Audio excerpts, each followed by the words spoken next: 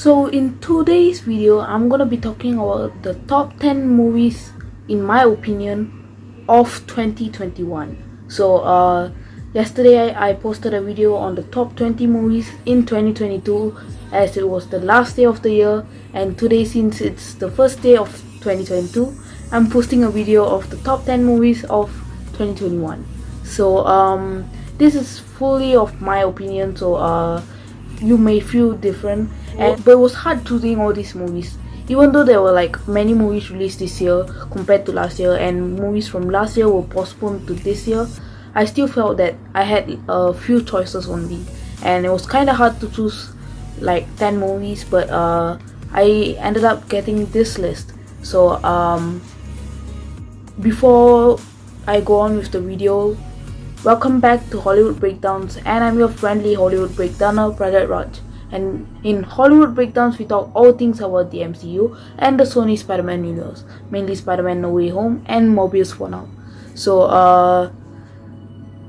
I'll go from, like, I'm gonna count down from 10. So the 10th, the last movie in this list, Free Guy. So I didn't actually like this movie, but I had a few options, so that's why it appeared here. So Free Guy, Ryan Reynolds, I don't like him that much, but Free Guy was a new concept. Was like a man living in a game without knowing it was a game, and then he finds out that later. It's like Wreck-It Ralph, but the live action version. But he finds out. I mean, I loved the movie, but I didn't. I thought the actor could be different. There was so many references to Marvel, and Chris Evans appeared in the movie also. He had a small cameo. So I love that movie, but just thought the actor could have been someone else. Like if Tom Holland acted in that movie, I would have, like, it would have been the second in this list, because the first is a sequel. I will tell you later what's my first movie in this list. So that one is the best anyway. So next up is a show in Netflix called it broke the internet when it came out. So you'll probably know it. Pink soldiers, people dying for 45.6 billion won. Y'all know what I'm talking about. Squid Game. Yeah, so Squid Game is it changed my view of towards violence, and now I don't like violence a lot. But yeah, that I like the show, and I thought it was kind of too violent, but I would love to see a season 2. So Squid Game was very nice. I mean, like, it's a new concept of very mysterious and suspenseful, and was kind of like too violent as well. I mean, yeah, and I mean, I loved it, but it still made 9th place in this thing, because I liked Black Widow more. So Black Widow is 8th place, and if I had watched Eternals, Falcon and the Winter Soldier, or Hawkeye, they may have replaced Black Widow, but since I haven't, Black Widow is here. Most of you don't like Black Widow, I think, like some of you, but I liked the movie, and I loved it because Yelena was introduced. I like the relationship between Black Widow and Yelena, so it was very nice. Post-credit scene was something that led to Hawkeye, and yeah. So, and Hawkeye introduced someone from Netflix, Vincent D'Onofrio's Kingpin, so that's awesome. And then, so 7th in this list is Marvel Studios' Loki. So Tom Hiddleston, this, like, Loki covered all the plot holes in Avengers Endgame, and because in Avengers Endgame we didn't know where Loki went, the one who took the Tesseract, but then in Loki they covered that, and then so now Loki isn't dead because he created a Nexus event, and yeah, so it's very nice as well. Loki, I saw the trailer and then I was like, I need to watch all the Disney Plus shows now. I need to watch it, because, like, yeah, the trailer was awesome. Then Loki was the first show I actually watched, and after, like, watching it, I'm like, oh my god.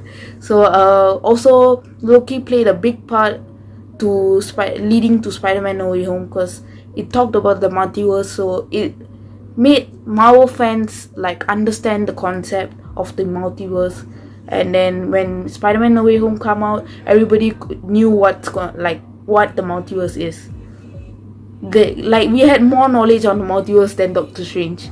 So WandaVision teased the multiverse, and then Loki basically disrupt the multiverse, and then Loki also introduced Kang the Conqueror. So that's another cool thing, and the MCU is like going towards like its next 3 phases, its trilogy of phases. So yeah, and then moving on, Red Notice is 6th place in this list, and it's a Netflix original film with Ryan Reynolds, Dwayne Johnson, and Gal Gadot, all of which are my favorite actors except Ryan Reynolds. So Gal Gadot, after watching Wonder Woman, I liked her, and Dwayne Johnson, he has acted in many movies I've seen a lot, like Jumanji, and then what else? He has acted, like now he's gonna act in Black Adam, so and DC League of Super Pets. So excited for all his movies. So this led me to watching the movie, and I kind of liked it. The plot twist at the end, where Dwayne Johnson, The Rock, was actually the Bishop also, together with Gal Gadot. That was very fun. So I loved it, and then after watching it, I'm like, oh my god. So yeah, so I loved Red Notice. And next up is What If.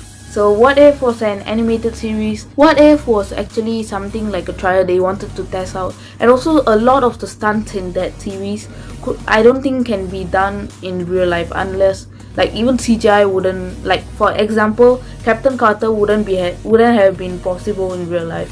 And yeah, so it's very fun and I loved it, and the season 2 is coming out for both Loki and What If. So hype for that, and I think it's coming out in phase 5, so we still have many shows to go for phase 4, like 2022, and then I think 2023 should be also phase 4. Next up is Shang-Chi and the Legend of the Ten Rings in 4th place. And Shang-Chi is I rewatched it yesterday, so it made it to this list. I loved it. Like the VFX, hats off. Marvel team, hats off. VFX was so fun. Like I saw the movie, I can like just watch it 10 times in a row and not get bored of it. The music was awesome also. Like yeah, it's a masterpiece. But there is another masterpiece that just got released 2 weeks ago and just hit 1 billion, which I will be talking about later. Are you guys seeing this? They're here because of you. I mean, when you put it like that. Exclusively in movie theaters.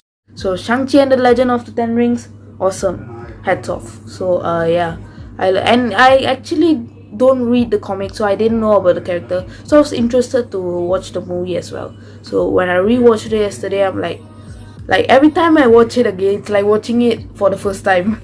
So yeah, Anate is 3rd on this list. I know Anate should be actually the 9th or something for y'all, or maybe it didn't even appear in your list, but for me, I loved it. I gave it a 7 out of 10 rating. You can watch my reaction here.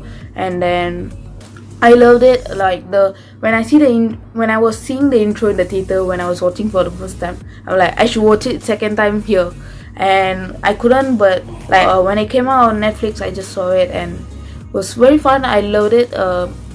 But now I'm kind of getting bored of it. So but I love the songs and the BGMs. So very fun. I loved it.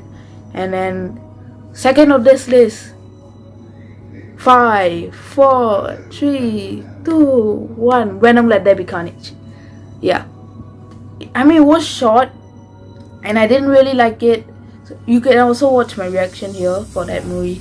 So I didn't like it, but I mean it was okay, and too much humor and duration was short, that's all.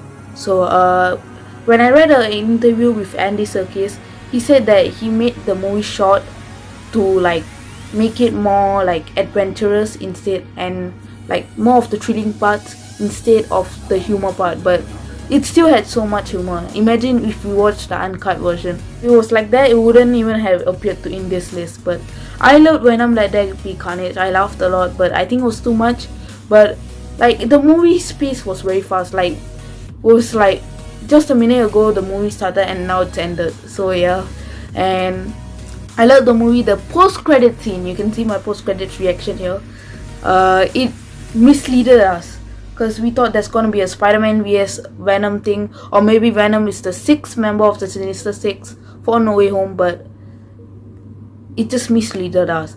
And then first in this list, 10, 9, 8, 7, 6, 5, 4, 3, 2, 1. You already know it's Spider-Man No Way Home. So definitely, and I loved it because 3 generations of Spider-Man, literally, and villains: Doc Ock, Alfred Molina, Willem Dafoe, and who else? Jamie Foxx, and then Sandman. Sandman and Lizard didn't actually appear in this movie, but I'll talk more about that in my spoiler review. So and then I loved it.